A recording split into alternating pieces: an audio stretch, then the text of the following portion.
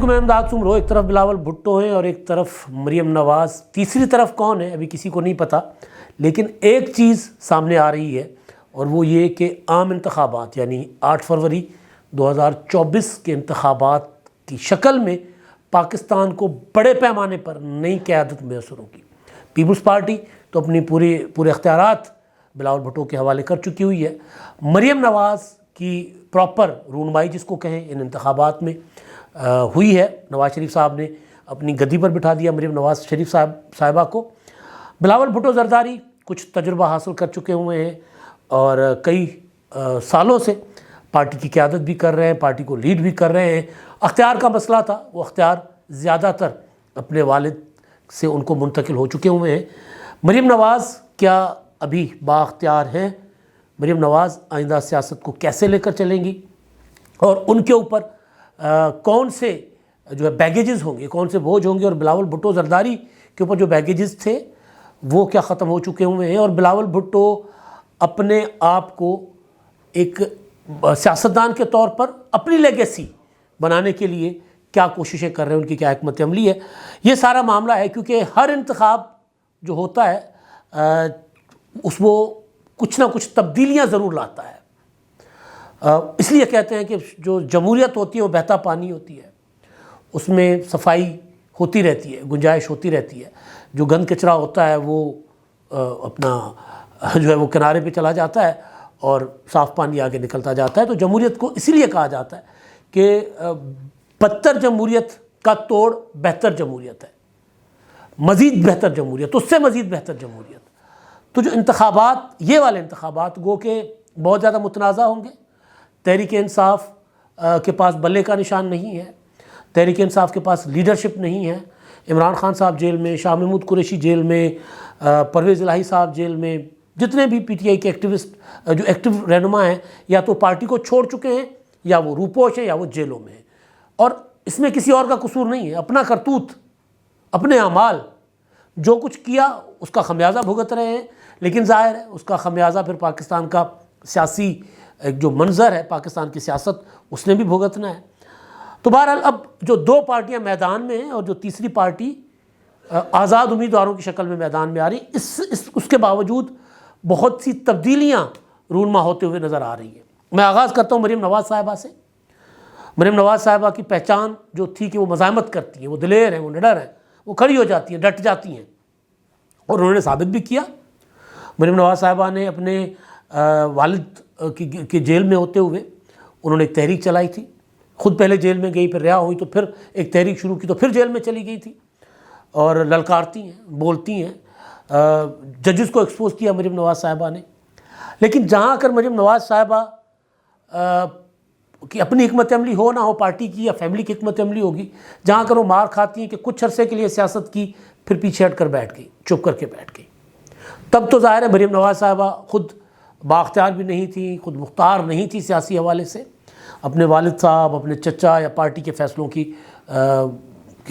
کے ساتھ وہ چلتی تھی۔ جو فیصلہ پارٹی کرتی تھی، مزاحمت کا فیصلہ ہے تو جی مزاحمت، اور خاموش رہنے کا فیصلہ ہے تو جی خاموش۔ اتحاد میں کسی کے ساتھ نہیں بیٹھنا تو نہیں بیٹھے،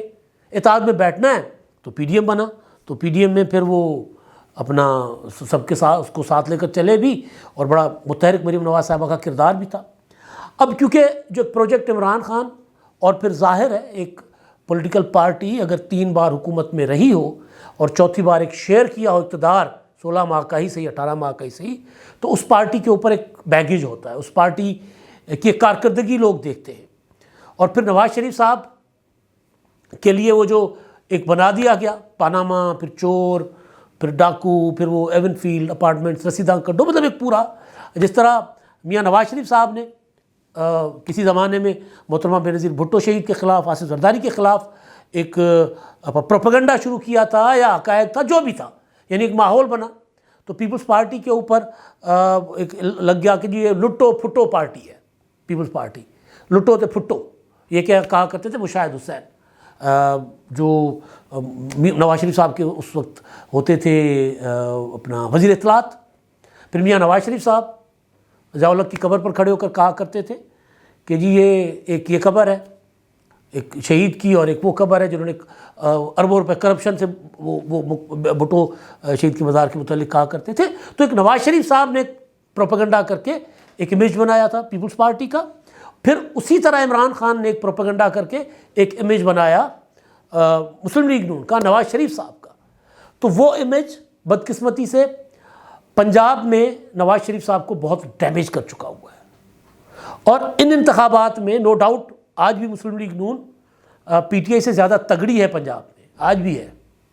نواز شریف صاحب نہیں نکل پا رہے، اس کی کیا وجہ ہے اس پر میں آتا ہوں. لیکن بہرحال تو وہ امیج بہرحال جو پورا کا پورا مطلب بغیر بلا شرکت غیر جو پنجاب نواز شریف صاحب کا تھا اب اس میں شریک ہو گئے ہوئے. عمران خان ایک بڑے شریک ہیں پی ٹی آئی. پیپلز پارٹی کہیں نہ کہیں تھوڑا سا ہی صحیح لیکن پیپلز پارٹی بھی ایک شیئر لے رہی ہے پنجاب میں. تو مریم نواز صاحبہ جو اپنے والد صاحب کی گدی پر بیٹھ گئی ہیں وہ اب تک اس طرح بااختیار نہیں ہیں. تو اب کیسے آگے لے کر چلیں گی؟ میں یہ نہیں کہہ رہا کہ ان انتخابات میں نواز شریف صاحب بالکل باہر ہوں گے، لیکن جو کچھ نظر آیا حافظ آباد کے جلسے میں اور اس کے بعد جو باتیں کہی جا رہی ہیں یا تھوڑی بہت جو انفارمیشن آ رہی ہے وہ یہ ہے کہ میاں نواز شریف صاحب صحت ان کو شاید اجازت نہیں دے رہی کہ وہ اتنے متحرک اور اتنے ایکٹیو رہیں. ظاہر ہے وہ جیل میں رہے، جلاوطن رہے، جلاوطنی میں اپنا وہ جیل میں تھے، جلاوطنی میں ان کی اہلیہ کا انتقال ہو گیا، بیگم کو بستر مرگ پر چھوڑ کر آ گئے، والدہ کا انتقال ہو گیا. تو کافی ساری چیزیں ہوتی ہیں اور ویسے بھی ان کو کئی اور مسائل بھی ہیں ان کی صحت کو لے کر، دل کے مسائل، شوگر کے بہت سے. جب جیل میں تھے تو ان کے پلیٹلیٹ جس طرح گر رہے تھے وہ تو اللہ نے ان کو زندگی دی، ورنہ تو اگر کچھ عرصہ مزید ڈیلے ہوتا تو اللہ کر پتہ نہیں کیا ہوتا. تو بہرحال تو وہ نواز شریف صاحب نے ابھی وہ جو حافظ آباد میں ایک جلسے میں مریم نواز صاحبہ کو اپنے اوپر تقریر کروا کے ایک میسج دیا کہ جی میری جانشین مریم نواز ہے. اب آگے مریم نواز اس سیاست کو کیسے لے کر چلتی ہیں، وہ جو ان کے اوپر الزامات، ان کے خاندان کے اوپر، ان کی پارٹی کے اوپر، ان کو وہ جو پروپیگنڈا ہے ان کا کیسے مقابلہ کرتی ہیں، اب یہ مریم نواز صاحبہ نے پروف کرنا ہے. دوسرے بلاول بھٹو زرداری. بلاول بھٹو زرداری کو مریم نواز سے فوقیت اس لیے بھی حاصل ہے کہ وزیر خارجہ رہ چکے ہوئے ہیں. بلاول بھٹو زرداری نے ابھی ان انتخابات میں پارٹی نہیں سنبھالی بلکہ انہوں نے 7-8 سال ہو گئے ہیں 2016 سے انہوں نے پراپر پارٹی کو سنبھالا ہے. اور اس کے بعد والد کے ساتھ آہستہ آہستہ اختیار شیئر کرتے کرتے اب میں اپنی انفارمیشن کی بنیاد پہ آپ کو یہ کہہ رہا ہوں کہ بلاول بھٹو زرداری مکمل بااختیار ہے. آصف زرداری صاحب کی رائے ہوتی ہے جہاں اگر معاملہ پھنس جائے کسی معاملے پر فیصلہ کرنے میں وہاں پر بلاول بھٹو کی بات مانی جاتی ہے. میں آپ کو بتا دیتا ہوں، آپ کو یاد ہوگا انتخابات کا معاملہ ریسنٹلی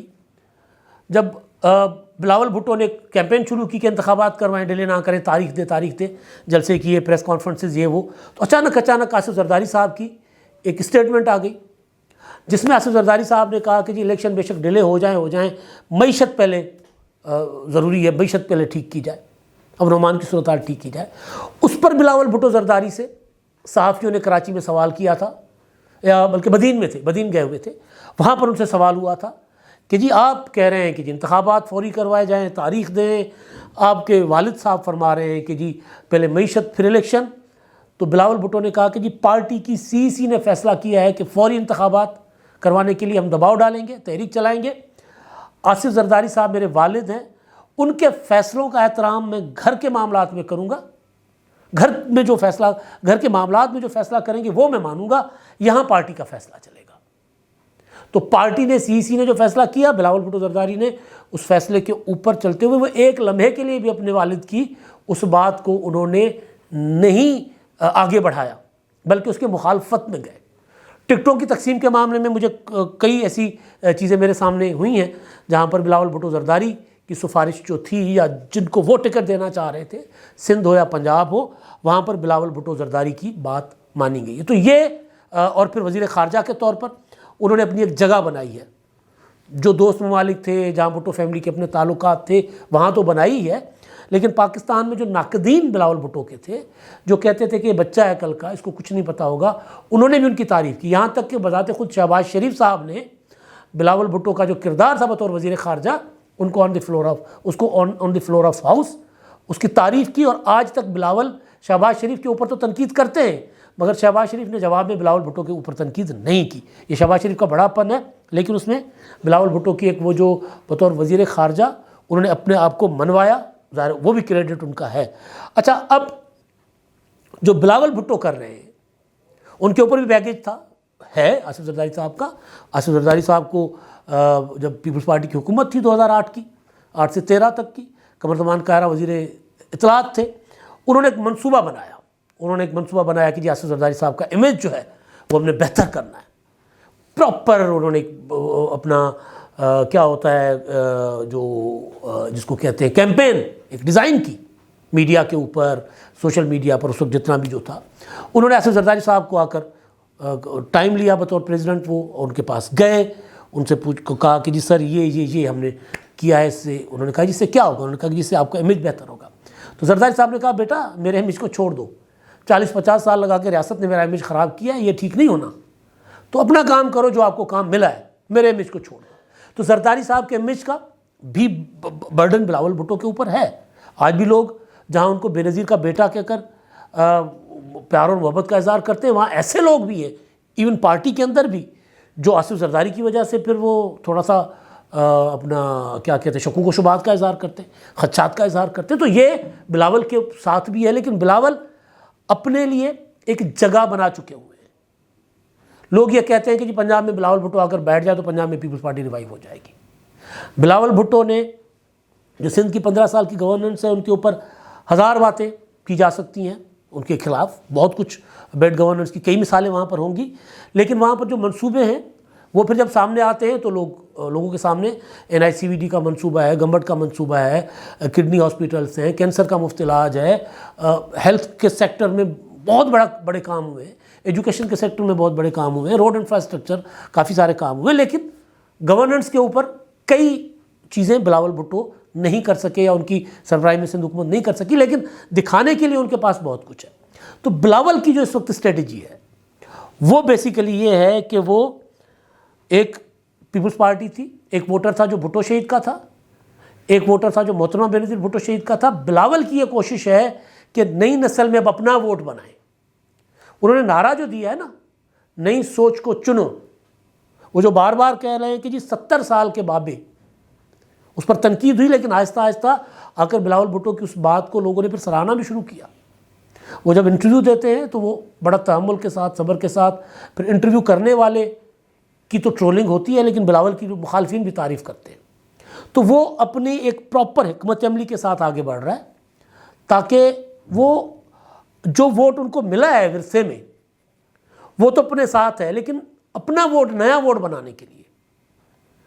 پھر وہ اس طرح بہیو بھی کر رہا ہے، وہ ایکٹ بھی کر رہا ہے۔ اچھا، یہ میں بتا رہا ہوں کہ 2 بڑی لیڈرشپ جو ہے نا وہ ان انتخابات میں ہمیں ملنے جا رہی ہیں۔ ظاہر ہے مریم نواز صاحبہ اور بلاول بھٹو ویسے بھی لیڈر ہیں، لیکن انتخابات کے بعد پھر کچھ اور رنگ اور ڈھنگ ہوں گے دونوں کے۔ اب میں آتا ہوں PTI کی طرف۔ یہ انتخابات کیا دینے جا رہے ہیں پاکستان کو، بیسک تھیم میرا یہ تھا، اور اس میں بلاول بھٹو کی حکمت عملی اور مریم نواز صاحبہ کی جو PTI ہے، اب انہوں نے کوئی 80% سے بھی زیادہ نئے لوگوں کو ٹکٹ دیے،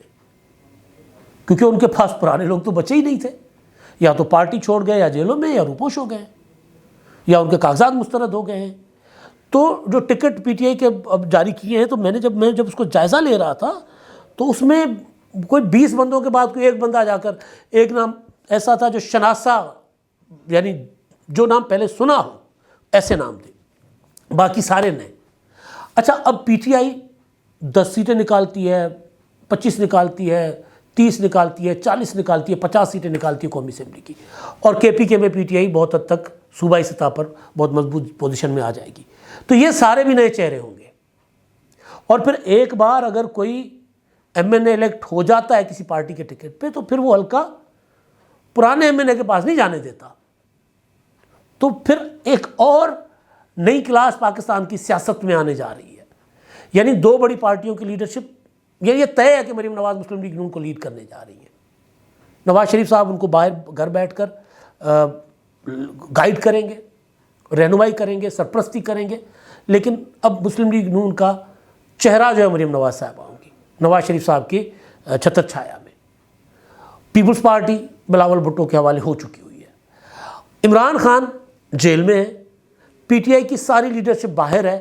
پی ٹی آئی کی فیوچر لیڈرشپ کون ہوگی کچھ نہیں کہہ سکتے ہم، لیکن اسمبلیوں میں جو پی ٹی آئی کے جو لوگ آئیں گے، وہ چاہے پنجاب اسمبلی ہو، چاہے قومی اسمبلی ہو، چاہے کے پی کے اسمبلی ہو، چاہے سندھ اسمبلی ہو، وہ سارے کے سارے نئے چہرے ہوں گے چند چہروں کے علاوہ۔ تو یہ انتخابات بڑے دلچسپ ہونے جا رہے ہیں اور بڑی مزیدار قسم کی صورتحال ہے نا جو ہم 8 فروری کے بعد وہ دیکھیں گے۔ اب تک کے لیے اتنا ہی، اللہ حافظ۔